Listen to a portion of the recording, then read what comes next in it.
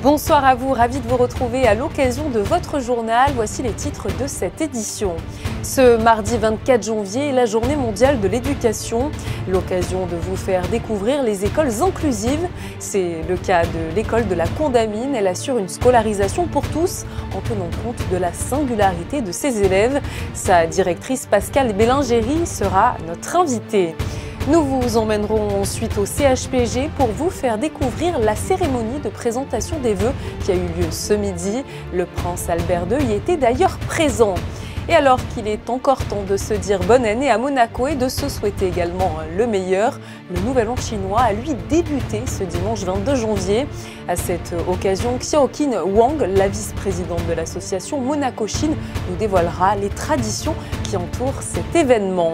Et puis un peu de sport également dans votre journal et plus particulièrement de football avec le match caritatif organisé hier par Fighteds Monaco. Vous découvrirez les grands noms du sport qui y ont participé. Mais nous débutons donc ce journal avec l'école de la Condamine qui a été du 16 au 24 janvier le lieu d'une manifestation d'envergure consacrée à l'école inclusive. De nombreux ateliers de sensibilisation ont été proposés à tous les élèves de l'établissement. Avant d'en parler avec notre invité, reportage sur place par Sandrine Nègre et Lionel Bernardi. Ne laisser aucun élève de côté, inclure tous les jeunes enfants pour qu'ils se sentent à l'aise et s'épanouissent. Quoi de mieux que des approches pratiques destinées à tous les élèves pour leur permettre de mieux comprendre les difficultés auxquelles sont confrontés les élèves porteurs d'un handicap.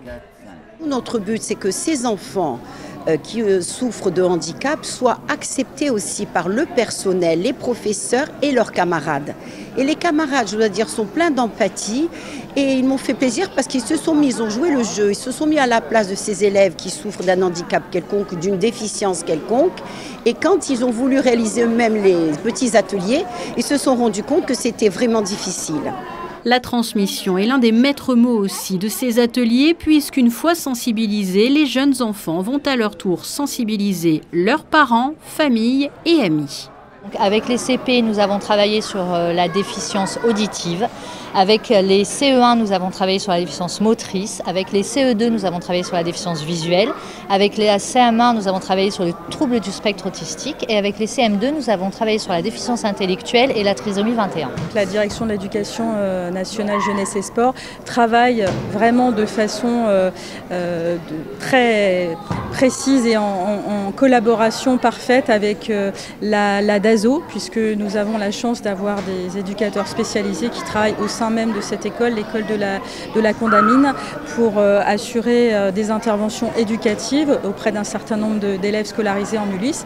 Et puis bien sûr, nous avons la DASA et la médecine scolaire avec laquelle nous travaillons également en parfaite collaboration. L'objectif est de reconduire ce projet sur 5 ans, une semaine de sensibilisation qui a révélé aussi combien la différence est source de richesse.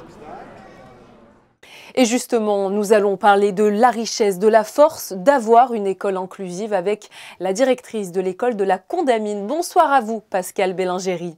Bonsoir. Merci beaucoup d'être présente dans ce journal à l'occasion donc de la Journée mondiale de l'éducation pour parler de l'école inclusive. Alors aujourd'hui, l'école ne s'adapte pas toujours suffisamment aux besoins particuliers des élèves, notamment ceux en situation de handicap. Comment évoluer à ce sujet ? C'est vrai que l'école inclusive est très importante parce qu'il faut vraiment qu'on puisse accueillir tous les enfants, quels que soient leurs besoins, leurs réussites ou surtout leurs difficultés.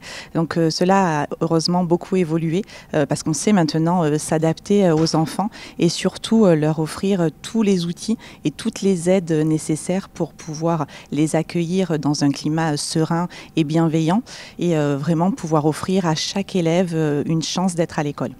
Et comment améliorer l'identification justement des élèves à besoins éducatifs particuliers ?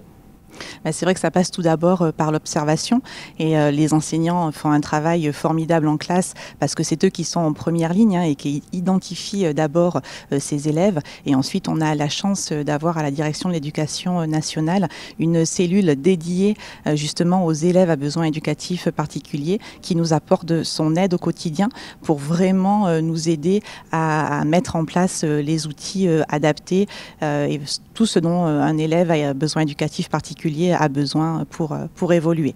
Donc on est très entouré, très accompagné. On a également un partenariat avec la DASO qui est très important.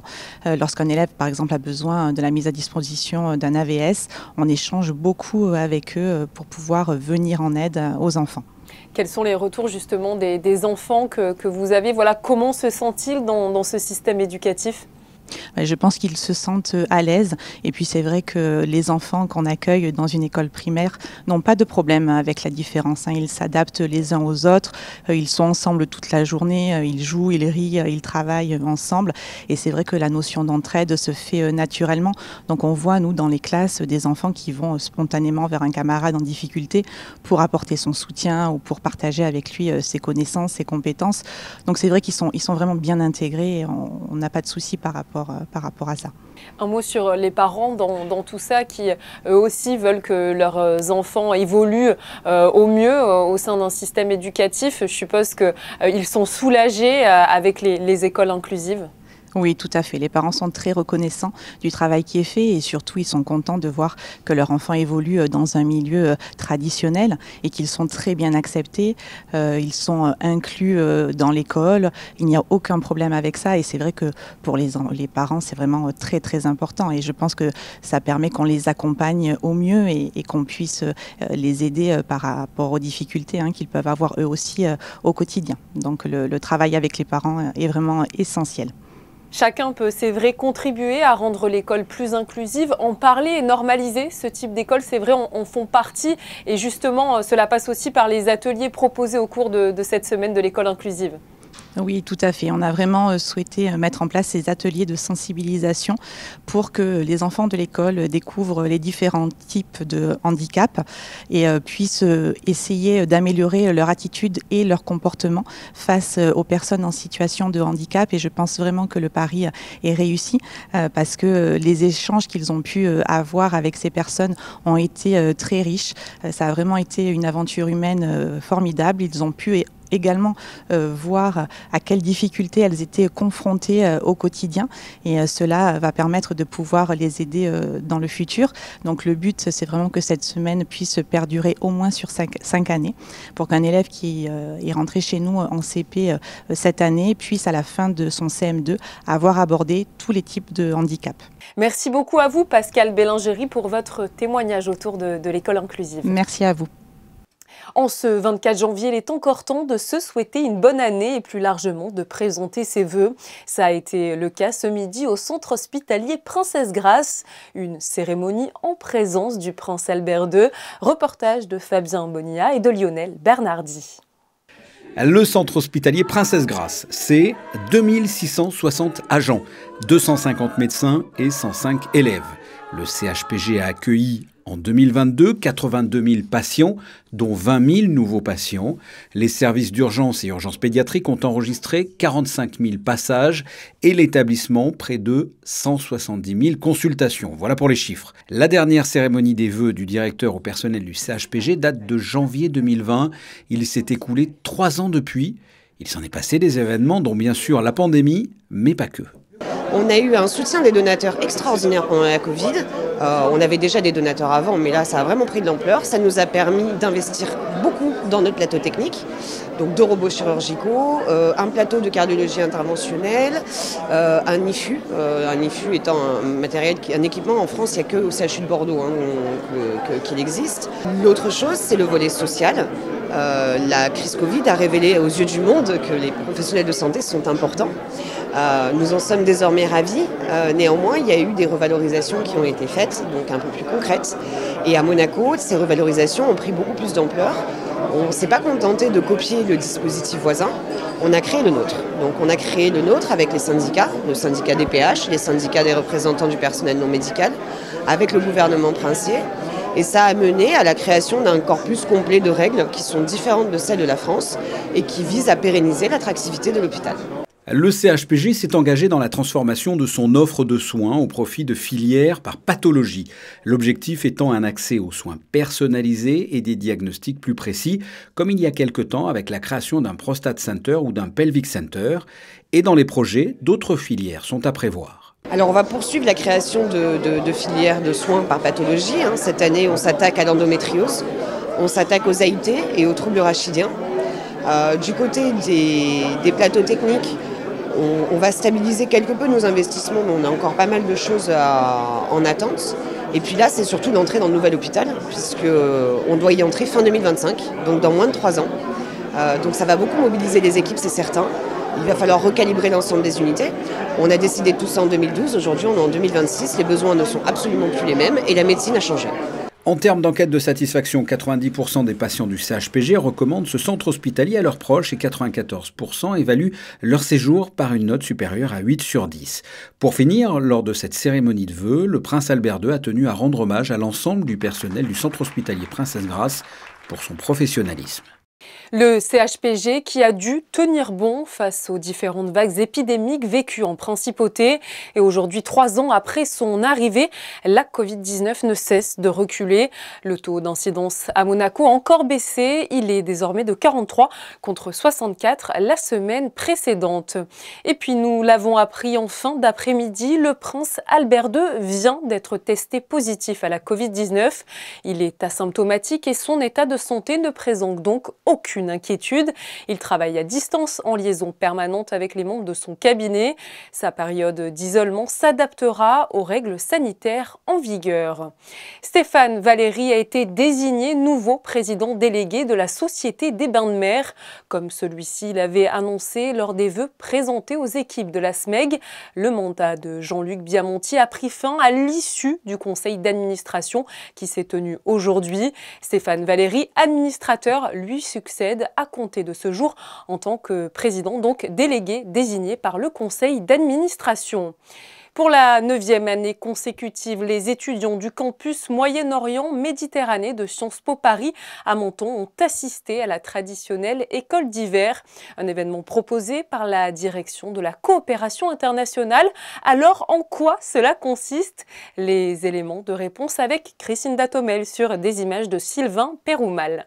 Lors de cet événement intitulé « École d'hiver », plusieurs partenaires œuvrant aux côtés de la direction de la coopération internationale de Monaco sont intervenus auprès des étudiants de première année du campus de Sciences Po à Menton. Spécialistes dans leur domaine, ces différents représentants de programmes solidaires sont partis donc à la rencontre des futurs leaders de demain pour les sensibiliser à la solidarité internationale et tenter de faire naître en eux, pourquoi pas, des vocations. Durant plusieurs jours, ce sont donc 180 étudiants représentant 50 nationalités différentes qui ont pu aborder plus en profondeur le droit international humanitaire et débattre autour de thématiques importantes comme le droit à l'alimentation, le droit des enfants ou encore celui des femmes et des réfugiés. Un autre droit, souvent oublié et pourtant essentiel, le droit des personnes en situation de handicap. À cette occasion, les élèves ont pu échanger avec Baptiste Chapuis qui s'occupe de la campagne EWIPA, une campagne qui lutte contre les bombardements en zone peuplée. Il y avait 2 messages à faire passer. Le premier, c'est raconter l'expérience de handicap international et le fait qu'une campagne de plaidoyer, la mobilisation citoyenne peut avoir un impact politique très concret, en l'occurrence ici la protection des civils en conflit armé. Et le deuxième aussi, c'était de partager, d'échanger avec des étudiants. Moi je l'ai été il y a 10 ans et c'était intéressant aussi de pouvoir échanger sur leurs ressentis, leur parcours, leurs attentes, parce que le monde du travail sera pour eux dans quelques années. Handicap international travaillant sur la protection des civils en conflit armé, sur la question des mines antipersonnelles, sur la question des armes explosives en zone peuplée. Bien évidemment, on a eu des questions sur l'Ukraine, le contexte ukrainien, comment ça a impacté notre travail en tant qu'acteur de l'humanitaire et acteur de plaidoyer. On a aussi eu des questions très intéressantes sur les différents types d'armements qui aujourd'hui inquiètent certains étudiants, comme l'armement nucléaire, pour savoir si Handicap international se positionnait sur ces enjeux-là. Et de façon générale sur comment une organisation humanitaire peut être amenée à se positionner politiquement, à bâtir une parole, mobiliser des citoyens, la presse, bâtir des stratégies d'influence qui permettent de changer les politiques publiques de demain. Lors de cette école d'hiver, un challenge créatif solidaire a permis aux élèves de concourir au profit d'associations humanitaires en créant des supports visuels en lien avec les 5 différents droits abordés lors de cette semaine. Le montant des prix attribués pour ce challenge a donc entièrement été reversé à différentes associations partenaires de la COPE. Et le premier prix de ce concours a permis à l'ONG Handicap International de récolter la somme de 3 000 € pour ses actions futures. Et dans le cadre de cette école d'hiver, les élèves de Sciences Po ont eu le privilège de rencontrer et d'échanger avec un grand monsieur, le docteur Jean-Baptiste Richardier. Il est le fondateur de l'ONG Handicap International et a même reçu en 1997 le prix Nobel de la paix. Je vous propose de l'écouter. Oui, c'est important parce que d'abord je me retrouve un demi-siècle en arrière. J'avais presque le même âge quand la situation à laquelle j'ai été confronté des quelques 6000 amputés par mine antipersonnelle qu'il y avait sur cette frontière entre la Thaïlande et le Cambodge, alors que j'étais un simple médecin, j'ai ressenti une révolte profonde qui était faite pour l'essentiel de cette radicalité, de cet engagement, de cette volonté de changer le monde que je retrouve en venant à la rencontre de ces jeunes ici. Je pense qu'ils ont une approche encore assez théorique des droits humains, mais en même temps, elle est très émotionnelle, profondément sincère. Et finalement, ce qui est important, je crois, en venant partager avec eux l'expérience d'une carrière consacrée à la défense de ces droits humains, c'est de les inviter à chérir le pouvoir de la persévérance, au-delà de l'émotion originelle, de comprendre que leur diversité, leur personnalité, leurs compétences sont absolument essentielles à l'univers de la défense des droits, à travers les professions humanitaires, mais pas seulement, à travers tous les engagements qui pourront éventuellement les mener à avoir un rôle politique, économique, pourquoi pas, mais en tout cas de garder chevillé au corps cette conviction, cette certitude que les droits humains et leur respect et l'accès des personnes à l'exercice de leurs droits est absolument crucial tout au long de l'existence. Du sport également dans ce journal avec la nouvelle belle performance du monégasque Hugo Nys. Il s'est en effet qualifié en double messieurs pour les demi-finales de l'Open d'Australie. Il affrontait aux côtés de son coéquipier Jan Zielinski une paire française. Ils n'ont d'ailleurs fait qu'une bouchée de leurs adversaires en s'imposant 6-1, 6-4. Ils vont devoir de nouveau se mesurer à des Français, Jérémy Chardy et Fabrice Martin, lors des demi-finales prévues donc ce vendredi 27 janvier. Le tirage au sort de la Leaders Cup a eu lieu aujourd'hui en fin d'après-midi. Monaco, qui était dans le groupe A, va donc affronter Bourg-en-Bresse. La compétition aura lieu du 17 au 19 février à Saint-Chamond. Lors de leur dernière confrontation, la Roca Team l'avait emporté de justesse 98 à 94. Je vous rappelle que la Leaders Cup réunit les 8 meilleures équipes de Betclic Elite. De beaux matchs sont donc en perspective alors que Cholet affrontera Le Mans, que Dijon se mesurera à Limoges et que l'Asvel jouera contre Boulogne-le-Valois. En marge du 45e Festival international de cirque de Monte-Carlo s'est déroulé un match de football caritatif au profit de l'association Fightheads Monaco. Il s'agissait là de la 3e édition de la Fightheads Cup avec, sur la pelouse du Stade Louis II, 2 grands noms du monde du ballon rond. Un reportage de Fabien Bonilla et d'Alexandra Marangoni. Après la présentation des 2 équipes, le coup d'envoi a été donné lundi 18h30 par le prince Albert II et sa nièce Camille Gottlieb.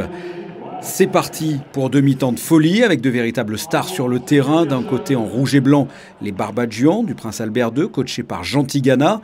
Dans l'équipe, en capitaine, Louis Ducruet. Charles Leclerc a posé son casque et enfilé des crampons. Et parmi les anciens footballeurs venus prêter main forte, entre autres Claude Puel, Didier Deschamps, Bruno Bellone, Sonny Anderson ou plus récemment Abidal, Schilacci, JV, Morientes et Giuli. Et de l'autre côté en bleu, l'équipe du Cirque Football Club de la princesse Stéphanie, avec là aussi des pointures à l'image de Luigi Di Biagio, Robert Pires, Sébastien Frey, Luca Toni ou encore Clarence Seedorf. Cette rencontre aurait pu ressembler à un simple match caritatif, que nenni.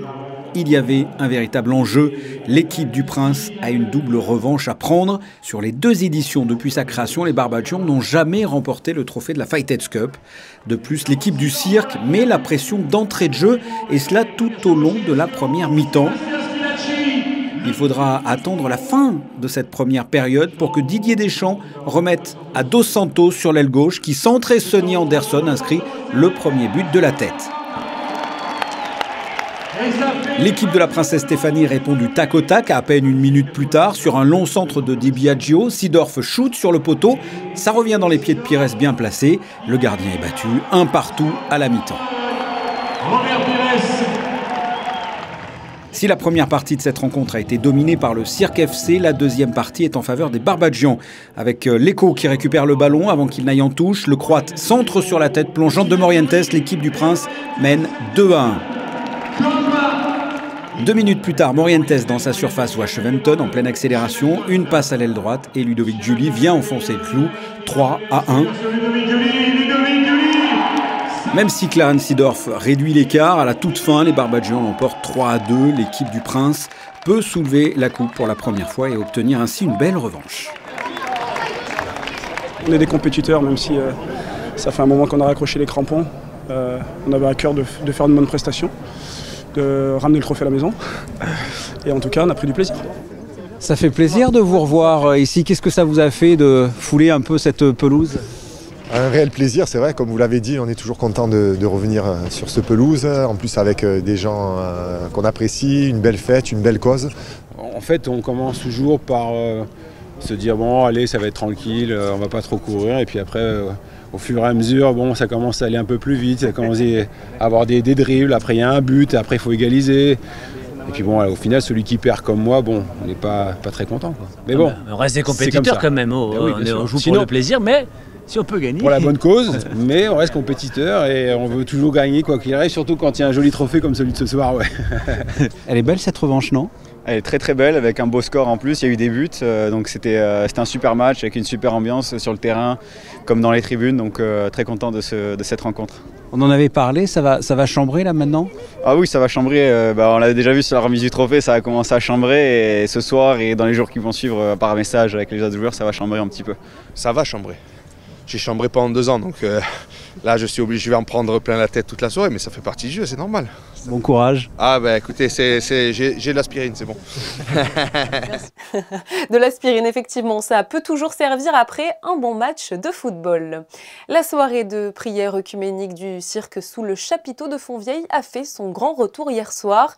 Cette célébration était d'abord un moment de prière entre chrétiens, mais aussi de chant avec la maîtrise et les petits chanteurs de la cathédrale de Monaco, de musique avec l'orchestre des Carabiniers du Prince et de spectacles assurés par les artistes du cirque de Monte-Carlo. Le Nouvel An chinois a débuté ce dimanche 22 janvier, je vous le disais en titre, et les festivités vont se poursuivre durant toute la semaine. En Chine, c'est un moment très important qui correspond d'ailleurs à la période de congé la plus longue. Pour nous en parler ce soir, nous accueillons sur notre antenne Xiaoqin Wang, la vice-présidente de l'association Monaco-Chine. Bonsoir à vous. Bonsoir.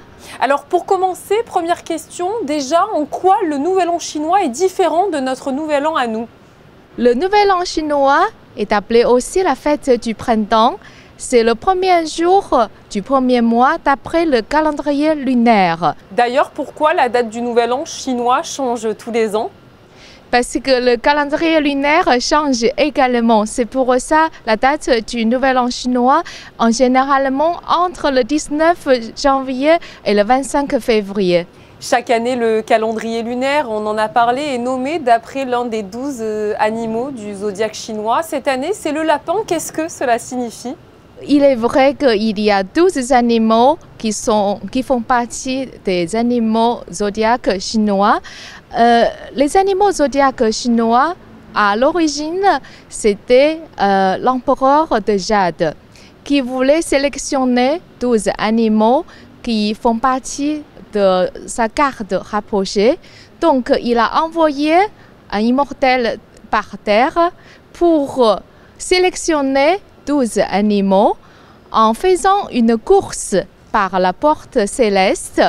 Donc le lièvre qui est arrivé en 4e place, c'est cette année nous allons fêter l'année du lièvre d'eau. Est-ce que c'est bon signe? Est-ce que c'est de bon augure, voilà, que ce soit l'année du lapin? Qu'est-ce qui nous attend peut-être? Alors l'animal lapin est un animal très doux, très calme, qui évite toujours les conflits, les problèmes. Donc l'année du lapin ou du lièvre 2023 symbolise une année de prospérité et la paix dans la culture chinoise. Par rapport à ce nouvel an chinois, quelles sont les principales festivités? La fête du Nouvel An chinois est le festival le plus important pour toute la communauté chinoise à travers le monde entier. C'est une fête où les familles se réunissent pour un grand repas du réveillon. Donc, quel que soit si on est loin, si on est proche, on doit rentrer dans la famille pour ce repas de la famille. En général, les enfants recevront des enveloppes rouges qui contiennent de l'argent, qui symbolisent le bonheur.